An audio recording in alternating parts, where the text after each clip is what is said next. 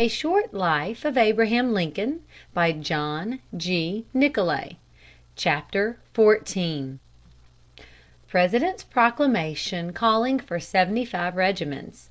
Responses of the Governors. Maryland and Virginia. The Baltimore Riot. Washington isolated. Lincoln takes the responsibility. Robert E. Lee. Arrival of the New York Seventh. Suspension of habeas corpus. The Annapolis rout. Butler in Baltimore. Taney on the Merryman case. Kentucky. Missouri. Lyon captures Camp Jackson. Boonville skirmish. The Missouri Convention. Gamble made governor. The border states. The bombardment of Fort Sumter changed the political situation as if by magic. There was no longer room for doubt, hesitation, concession, or compromise. Without awaiting the arrival of the ships that were bringing provisions to Anderson's starving garrison, the hostile Charleston batteries had opened their fire on the fort by the formal order of the Confederate government, and peaceable secession was, without provocation, changed to active war. The rebels gained possession of the Charleston harbor, but their mode of obtaining it awakened the patriotism of the American people to a stern determination that the insult to the national authority and flag should be redressed, and the unrighteous experiment of a rival government founded on slavery as its cornerstone should never succeed. Under the conflict, thus began the long-tolerated barbarous institution itself was destined ignobly to perish. On his journey from Springfield to Washington, Mr. Lincoln had said that, devoted as he was to peace, he might find it necessary "to put the foot down firmly." That time had now come. On the morning of April 15, 1861, the leading newspapers of the country printed the President's proclamation, reciting that, whereas the laws of the United States were opposed and the execution thereof obstructed in the States of South Carolina, Georgia, Alabama, Florida, Mississippi, Louisiana, and Texas, by combinations too powerful to be suppressed by the ordinary course of judicial proceedings, the militia of the several States of the Union, to the aggregate number of 75,000, was called forth to suppress said combinations and cause the laws to be duly executed.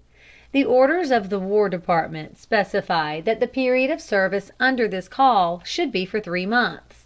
And to further conform to the provisions of the Act of 1795, under which the call was issued, the President's proclamation also convened the Congress in special session on the coming 4th of July. Public opinion in the free States, which had been sadly demoralized by the long discussions over slavery, and by the existence of 4 factions in the late presidential campaign, was instantly crystallized and consolidated by the Sumter bombardment and the President's proclamation into a sentiment of united support to the government for the suppression of rebellion. The several free State governors sent loyal and enthusiastic responses to the call for militia, and tendered double the numbers asked for. The people of the slave States which had not yet joined the Montgomery Confederacy, namely Virginia, North Carolina, Tennessee, Arkansas, Missouri, Kentucky, Maryland, and Delaware, remained, however, more or less divided on the issue as it now presented itself. The governors of the first 6 of these were already so much engaged in the secret intrigues of the secession movement that they sent the Secretary of War contumacious and insulting replies and distinct refusals to the President's call for troops. The governor of Delaware answered that there was no organized militia in his state which he had legal authority to command, but that the officers of organized volunteer regiments might, at their own option, offer their services to the United States; while the governor of Maryland, in complying with the requisition, stipulated that the regiments from his state should not be required to serve outside its limits except to defend the District of Columbia. A swift, almost bewildering rush of events, however, quickly compelled most of them to take sides. Secession feeling was rampant in Baltimore, and when the first armed and equipped Northern regiment, the Massachusetts Sixth, passed through that city on the morning of April 19th on its way to Washington, the last four of its companies were assailed by street mobs with missiles and firearms while marching from one depot to the other. And in the running fight which ensued, 4 of its soldiers were killed and about 30 wounded, while the mob probably lost 2 or 3 times as many. This tragedy instantly threw the whole city into a wild frenzy of insurrection. That same afternoon, an immense secession meeting in Monument Square listened to a torrent of treasonable protest and denunciation, in which Governor Hicks himself was made momentarily to join. The militia was called out. Preparations were made to arm the city, and that night the railroad bridges were burned between Baltimore and the Pennsylvania line to prevent the further transit of Union regiments. The revolutionary furor spread to the country towns, and for a whole week the Union flag practically disappeared from Maryland. While these events were taking place to the north, equally threatening incidents were occurring to the south of Washington. The state of Virginia had been for many weeks balancing uneasily between loyalty and secession. In the new revolutionary stress, her weak remnant of conditional Unionism gave way, and on April 17th, 2 days after the President's call, her state convention secretly passed a secession ordinance, while Governor Letcher ordered a military seizure of the United States Navy Yard at Norfolk and the United States Armory at Harper's Ferry. Under orders from Washington, both establishments were burned to prevent their falling into insurrectionary hands, but the destruction in each case was only partial, and much valuable war material thus passed to rebel uses. All these hostile occurrences put the national capital in the greatest danger. For 3 days it was entirely cut off from communication with the North by either telegraph or mail. Under the orders of General Scott, the city was hastily prepared for a possible siege. The flour at the mills and other stores of provisions were taken possession of. The Capitol and other public buildings were barricaded, and detachments of troops stationed in them. Business was suspended by a common impulse. Streets were almost deserted except by squads of military patrol. Shutters of stores, and even many residences, remained unopened throughout the day. The signs were none too reassuring. In addition to the public rumors whispered about by serious faces on the streets, General Scott reported in writing to President Lincoln on the evening of April 22d, "Of rumors the following are probable. First, that from 1,500 to 2,000 troops are at the White House, 4 miles below Mount Vernon, a narrow point in the Potomac, engaged in erecting a battery. Second, that an equal force is collected or in progress of assemblage on the 2 sides of the river to attack Fort Washington. And third, that extra cars went up yesterday to bring down from Harper's Ferry about 2,000 other troops to join in a general attack on this capital, that is, on many of its fronts at once. I feel confident that with our present forces we can defend the Capitol, the Arsenal, and all the executive buildings. 7. Against 10,000 troops not better than our district volunteers." Throughout this crisis, President Lincoln not only maintained his composure, but promptly assumed the high responsibilities the occasion demanded. On Sunday, April 21st, he summoned his cabinet to meet at the Navy Department, and with their unanimous concurrence issued a number of emergency orders relating to the purchase of ships, the transportation of troops and munitions of war, the advance of $2 million of money to a Union Safety Committee in New York, and other military and naval measures, which were dispatched in duplicate by private messengers over unusual and circuitous routes. In a message to Congress, in which he afterward explained these extraordinary transactions, he said, "It became necessary for me to choose whether, using only the existing means, agencies, and processes which Congress had provided, I should let the government fall at once into ruin, or whether, availing myself on the broader powers conferred by the Constitution in cases of insurrection, I would make an effort to save it with all its blessings for the present age and for posterity." Unwelcome as was the thought of a possible capture of Washington city, President Lincoln's mind was much more disturbed by many suspicious indications of disloyalty in public officials, and especially in officers of the army and navy. Hundreds of clerks of Southern birth employed in the various departments suddenly left their desks and went South. The commandant of the Washington Navy Yard and the quartermaster general of the army resigned their positions to take service under Jefferson Davis.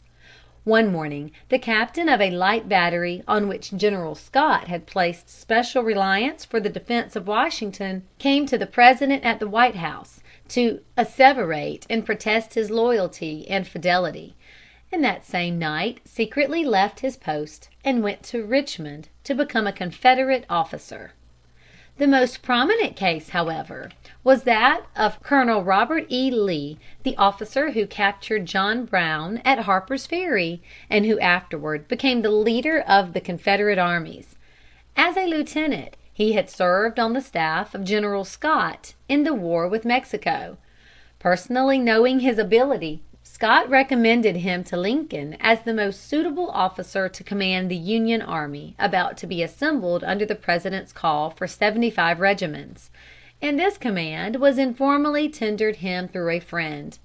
Lee, however, declined the offer, explaining that, "though opposed to secession and deprecating war, I could take no part in an invasion of the Southern States."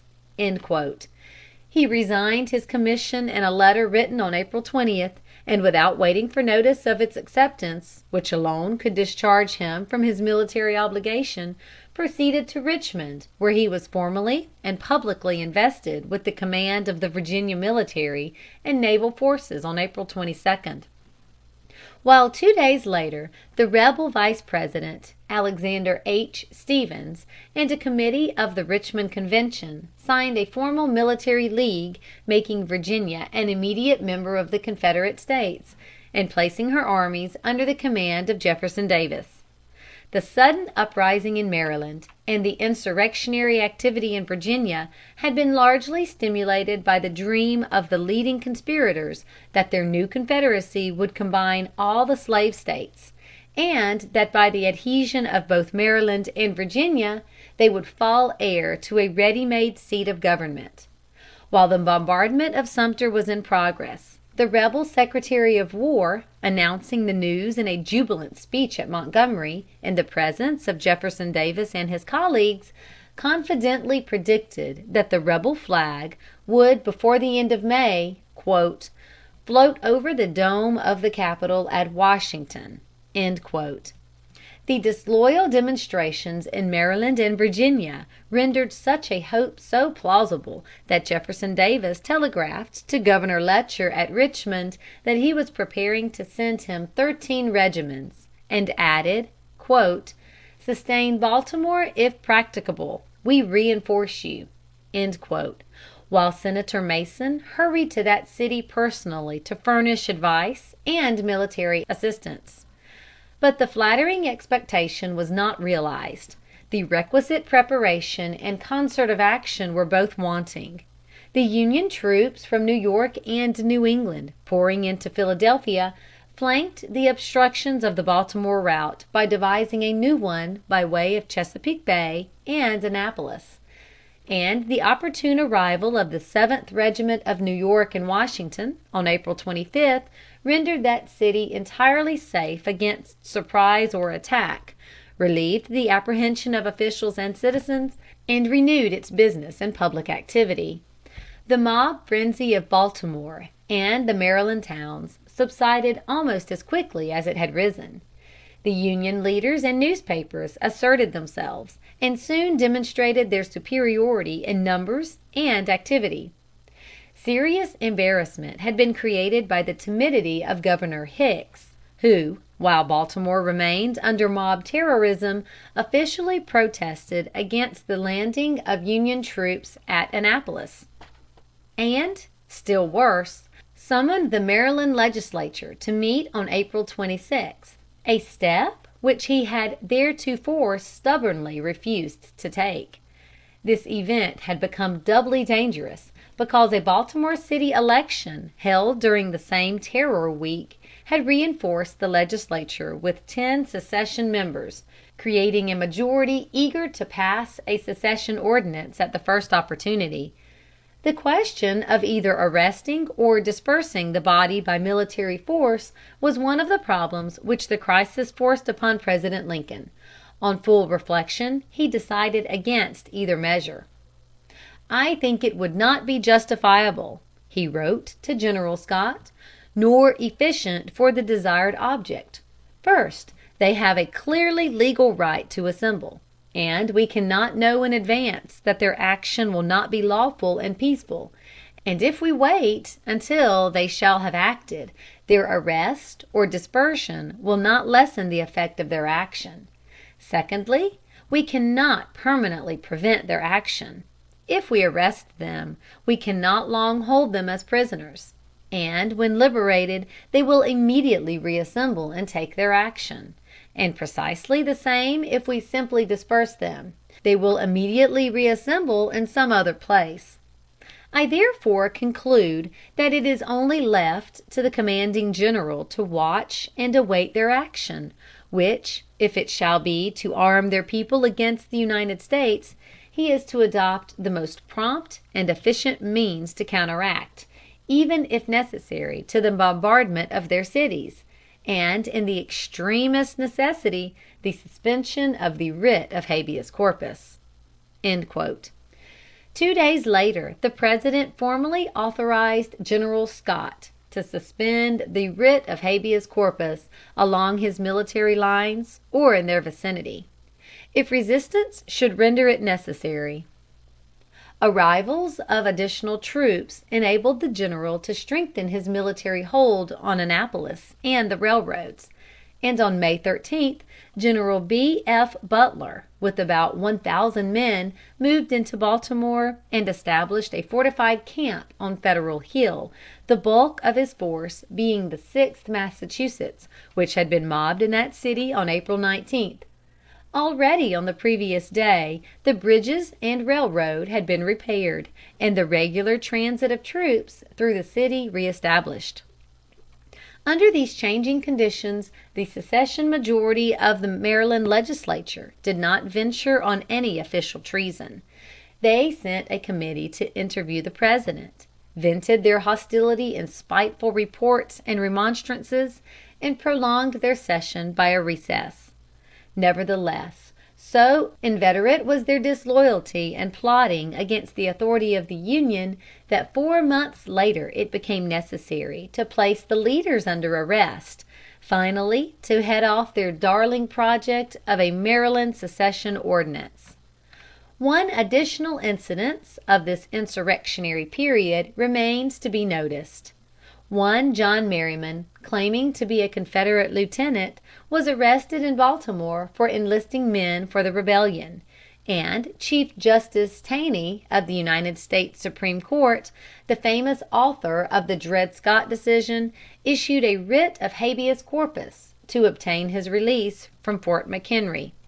Under the President's orders, General Cadwalader, of course, declined to obey the writ. Upon this, the Chief Justice ordered the General's arrest for contempt, but the officer sent to serve the writ was refused entrance to the fort. In turn, the indignant Chief Justice, taking counsel of his passion instead of his patriotism, announced dogmatically that, "The President, under the Constitution and laws of the United States, cannot suspend the privilege of the writ of habeas corpus, nor authorize any military officer to do so," and some weeks afterward filed a long written opinion in support of this dictum. It is unnecessary here to quote the opinions of several eminent jurists who successfully refuted his labored argument, nor to repeat the vigorous analysis with which, in his special message to Congress of July 4th, President Lincoln vindicated his own authority. While these events were occurring in Maryland and Virginia, the remaining slave states were gradually taking sides, some for, others against rebellion. Under radical and revolutionary leadership, similar to that of the Cotton States, the governors and state officials of North Carolina, Tennessee, and Arkansas placed their states in an attitude of insurrection, and before the middle of May practically joined them to the Confederate government by the formalities of military leagues and secession ordinances. But in the border slave states, that is, those contiguous to the free states, the eventual result was different. In these, though secession intrigue and sympathy were strong, and though their governors and state officials favored the rebellion, the underlying loyalty and unionism of the people thwarted their revolutionary schemes. This happened even in the northwestern part of Virginia itself. The 48 counties of that state lying north of the Alleghanies and adjoining Pennsylvania and Ohio repudiated the action at Richmond, seceded from secession, and established a loyal provisional state government. President Lincoln recognized them and sustained them with military aid, and in due time they became organized and admitted to the Union as the State of West Virginia. In Delaware, though some degree of secession feeling existed, it was too insignificant to produce any noteworthy public demonstration.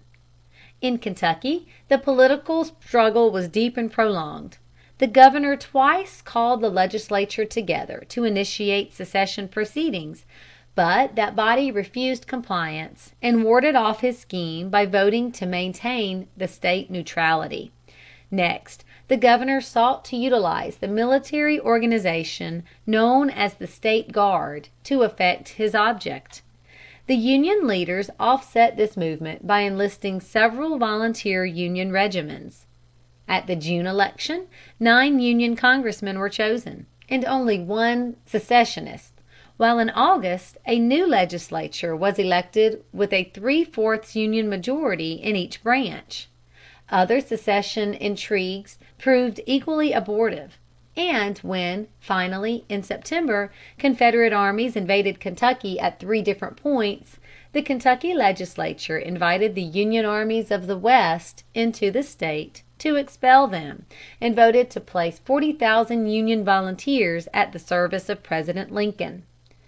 In Missouri, the struggle was more fierce, but also more brief. As far back as January, the conspirators had perfected a scheme to obtain possession, through the treachery of the officer in charge, of the important Jefferson Barracks Arsenal at St. Louis, with its store of 60,000 stand of arms and 1.5 million cartridges. The project, however, failed. Rumors of the danger came to General Scott, who ordered thither a company of regulars under the command of Captain Nathaniel Lyon, an officer not only loyal by nature and habit, but also imbued with strong anti-slavery convictions. Lyon found valuable support in the watchfulness of a Union Safety Committee, composed of leading St. Louis citizens, who secretly organized a number of Union regiments, recruited largely from the heavy German population. And from these sources Lyon was enabled to make such a show of available military force as effectively to deter any mere popular uprising to seize the arsenal. A state convention, elected to pass a secession ordinance, resulted, unexpectedly to the conspirators, in the return of a majority of Union delegates, who voted down the secession program and adjourned to the following December. Thereupon, the secession governor ordered his state militia into temporary camps of instruction, with the idea of taking Missouri out of the Union by a concerted military movement. One of these encampments, established at St. Louis, and named Camp Jackson in honor of the governor, furnished such unquestionable evidences of intended treason that Captain Lyon, whom President Lincoln had meanwhile authorized to enlist 10,000 Union volunteers, and if necessary to proclaim martial law, made a sudden march upon Camp Jackson with his regulars and 6 of his newly enlisted regiments, stationed his force in commanding positions around the camp, and demanded its surrender. The demand was complied with after but slight hesitation, and the captured militia regiments were, on the following day, disbanded under parole. Unfortunately, as the prisoners were being marched away, a secession mob insulted and attacked some of Lyon's regiments, and provoked a return fire, in which about 20 persons, mainly lookers on, were killed or wounded. And for a day or two the city was thrown into the panic and lawlessness of a reign of terror.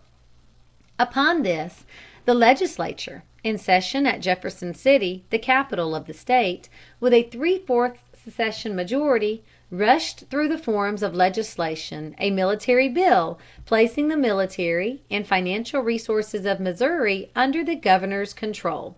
For a month longer various incidents delayed the culmination of the approaching struggle, each side continuing its preparations and constantly accentuating the rising antagonism. The crisis came when, on June 11th, Governor Jackson and Captain Lyon, now made brigadier general by the President, met in an interview at St. Louis.